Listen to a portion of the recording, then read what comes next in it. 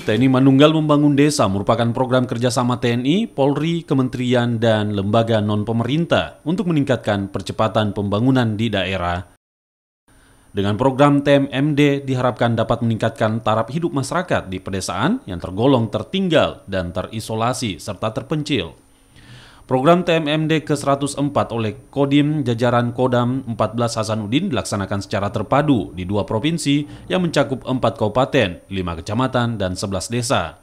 Pelaksanaan TNI Manunggal Membangun Desa untuk jajaran Kodam 14 Hasanuddin dimulai sejak 26 Februari hingga 27 Maret 2019.